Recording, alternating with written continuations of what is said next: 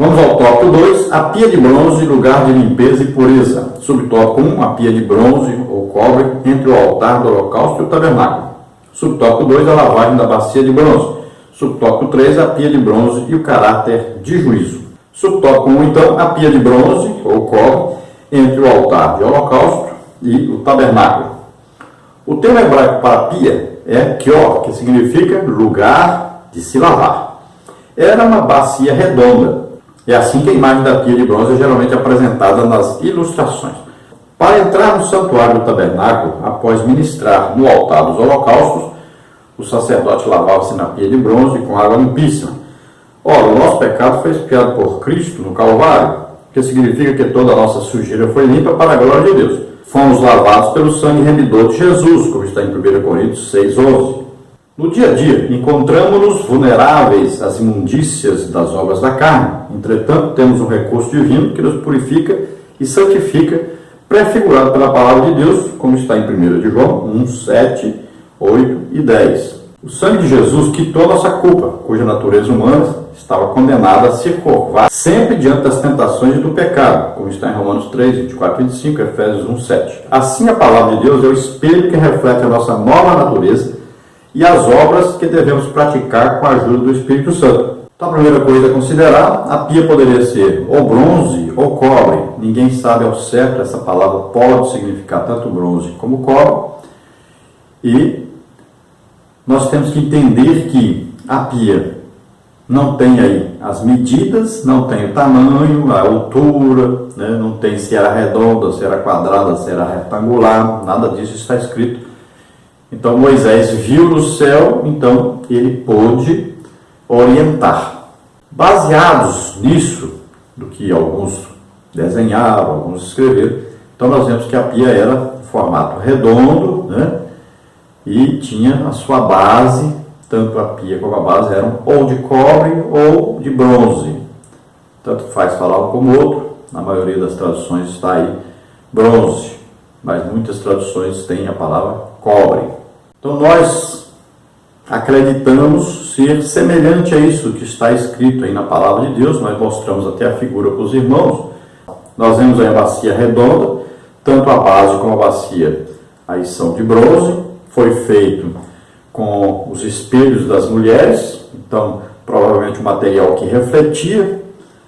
Olha aí, eu coloquei aí assim, minha imaginação, 1,35 m de altura e o diâmetro, aí, né, a largura dela aí, 1,80 m. Baseado em que? Lá na leitura de 1º livro de Reis 7, que lá diz que foram feitas algumas pias e cada pia tinha então 4 côvados aí de largura ou de diâmetro, como é redondo, então é diâmetro. Então veja que essa pia, ela reluzia, ela refletia. Por que é importante refletir? Porque o sacerdote se lavava, né, e ali ele olhava para ele ver se estava limpo. Ele olhava suas mãos, olhava os pés, né? Olhava até no reflexo da própria pia para ver se estava limpo. Se nós olharmos em Malaquias, tem uma coisa interessante que lá diz que o Senhor se senta como um purificador de prata, né? E se você for a um purificador de prata ou de ouro, né, um ourives, e perguntar para ele, olha, por que você fica botando esse fogo aí o tempo todo e fica vigiando aí que você está queimando? Ele diz, não, que se eu deixar passar um pouquinho do tempo, estraga. E se eu colocar pouco fogo, também não vai ficar limpo. Mas como é que você sabe que quando está limpo? Aí ele vai dizer, olha, quando eu ver meu rosto lá refletido, aí está pronto. Olha só que coisa impressionante. Deus também, para nós, faz assim. Ele fica nos acompanhando. Mas muitas vezes nós somos colocados num cadinho, né? Que significa ali no fogo. Nós vamos ser o quê? Provados, né? Testados, e é sofrimento, às vezes é angústia, é tribulação, é perseguição, é tudo. Você vai sendo provado. Isso acontece conosco. Eu estou passando por essa fase. Então você vai sendo testado, e você chora, e você reclama, e você grita, né? É assim. Se você não fizer nada, não chorar, não gritar, não pular, é porque você não está passando por isso. É um momento difícil. Então, Deus faz isso. Ele não nos deixará ser tentado acima do que podemos suportar. Vai guardar os nossos pés, vai nos livrar, né? Mas dói muito. É um período difícil. Ele está todo o tempo ali olhando. Não vai deixar que a gente se perca. Então, quando é que nós vamos estar prontos para Ele poder nos usar naquilo que Ele quer usar? Então, Ele vai olhando, até o dia que Ele olha e fala assim, bom, agora está pronto, né? Está olhando para mim, está mais parecido comigo, agora vou poder usá-lo mais ainda. É assim, são fases da vida. E quanto mais você quer trabalhar para Deus, mais vai vir então provações, nesses momentos de provação. Assim também é aqui a pia. Então é um momento de purificação. Todo crente deve meditar, olhar a sua vida e voltar-se para Deus, ouvir a palavra de Deus. Quanto mais você ouvir, melhor. O que as pessoas fazem? Ao invés de procurarem ir mais para a igreja, de ouvir mais a palavra de Deus, as pessoas se afastam da igreja. É o contrário, tem que se aproximar mais. Então é importante entender aí que a santificação é na mesma hora que você aceita Jesus como Senhor e Salvador. Então é posicional aí, é posição santa. Agora, na nossa vida cristã, nós vamos ter contato com o mundo, né? E vamos, de vez em quando, pecamos, pensamento, intenção, alguma coisa que fizemos, né? Palavra que dissemos, alguma coisa que vimos, alguma coisa que desejamos. Então, isso vai na nossa vida cotidiana. É preciso todo dia, então, ser purificado, ser lavado. Então, leia a palavra, ouve, né? Deus vai repreender, Deus vai corrigir através da palavra. E a oração é a submissão a Deus, a comunhão com Deus, a busca da comunhão com Deus vai fazer com que a gente queira sempre melhorar, sempre estar na presença de Deus, e sabemos que Deus é santo. Então nós temos que santificar a nossa vida. Quando o mundo perdeu o seu sentido, o seu valor para nós, as coisas do mundo, então Deus poderá assumir realmente o lugar dele na nossa vida. Ele tem que ser sempre o primeiro. Subtópico 2, a lavagem na bacia de bronze. A pia era de bronze polido, fabricado com o espelho das mulheres, Êxodo 38:8, assim exposta à luz do sol, a partir da água limpíssima, toda impureza era revelada no interior da bacia. A semelhança dessa figura, a obra regeneradora do Espírito Santo nos torna completamente limpos das sujeiras do pecado, 2 Coríntios 5:17, Efésios 5:26. Outro ponto que devemos destacar é a consciência de pureza que os sacerdotes deveriam ter para estar na presença de Deus, pois quando se lavavam, as sujeiras desapareciam de seus corpos. Sabiam que, de outra forma, não poderiam celebrar no interior do tabernáculo.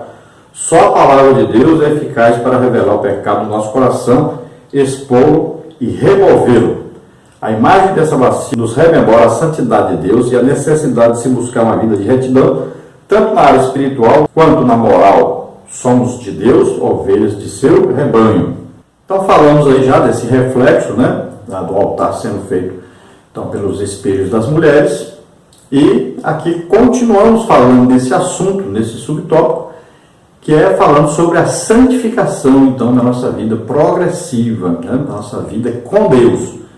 Olha só, é um eterno lutar contra o pecado. É um eterno se aproximar de Deus, tá? E ao mesmo tempo se afastar de Satanás, se afastar dos desejos deste mundo, né? Das coisas que nos tentam segurar, nos afastar de Deus, das coisas de Deus. Então a palavra de Deus, ela vem fazendo isso, ela vem então para bater lá dentro de nós como se fosse um chicote e a gente sente que está errado e vai consertar isso. É isso que tem que ser. Então, se você sentir que Deus está corrigindo, a Bíblia diz que Deus corrige a quem Ele ama. O filho que é amado é o filho que é corrigido. É o filho que é disciplinado muitas vezes, né? É o filho que é corrigido. Então, um filho que não é corrigido é porque Deus não ama. É preciso, então, você ouvir a palavra de Deus e sentir a repreensão de Deus todo dia. A nossa vida tem que ser assim. Subtópico 3, a pia de bronze e o caráter de um juízo. Então, no altar dos holocaustos, o juízo sobre o pecador era aplicado na oferta do sacrifício, cobrindo o seu pecado. Nesse sentido, as águas da pia cumpriam uma função de limpeza dos sacerdotes que passaram por aquele processo. De igual modo, nosso Senhor tomou sobre si o juízo que merecíamos, morrendo vicariamente por nós, como está em 2 Coríntios 5, 21, Gálatas 1, 4. Nesse aspecto, a semelhança das águas purificadoras, a palavra de Deus tem o poder de limpar e disciplinar nossa vida. Hebreus 4, 12 e 13. Embora nossos pecados tenham sido expiados, Hebreus 10, 17, ainda temos de nos chegar a Deus continuamente para sermos limpos de tudo o que desagrada-o. Pensamentos, palavras e obras. Infelizmente, acidentes ocorrem no caminho da jornada cristã e precisamos nos quebrantar na presença de Deus. Busquemos a santidade em Jesus Cristo. Então devemos ver aí também o caráter então desse juízo de Deus sobre nós, sobre o nosso pecado. Ao aceitarmos a Jesus como Senhor e Salvador, o que aconteceu? Jesus morreu por nós na cruz, levou os nossos pecados, enfermidades, maldições, doenças, tudo de ruim. Ele levou. Então nós aceitamos Jesus, estamos salvos, perdoados, santificados. Agora temos uma vida cristã a ser vivida. E nessa vida cristã, nós sempre vamos ter os momentos, as coisas de impureza que vem. Não existe um cristão para dizer, não, eu nunca fiz nada errado, eu nunca pequei, nunca cedi uma tentação. Não existe isso. Todos os crentes pecam. E o que ele tem que fazer? Então, ele tem que ouvir a palavra de Deus, porque a palavra de Deus é que vai vir como um juízo sobre esse pecado. Aí ele sente que foi pego por Deus, Deus está vendo o que ele fez, o que ele pensou, o que ele desejou. Aí ele sente isso, ele sente essa presença de Deus ali, corrigindo. Aí o que ele faz?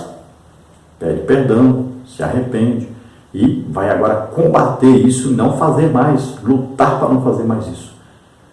Todo cristão passa por isso. Todos. Tanto faz ser líder como ser liderado. Tanto faz ser pastor como ser ovelha. Todos nós pecamos, cometemos erros e precisamos da correção de Deus para que nós possamos nos arrepender, sermos limpos. Então a palavra de Deus é importantíssima nessa hora, ouvir a palavra. E aí o Espírito Santo que está em nós é santo e ele vai mostrar para nós que nós precisamos ser santos. Então ele vai nos orientar, nos conduzir a esse arrependimento, a essa mudança de vida.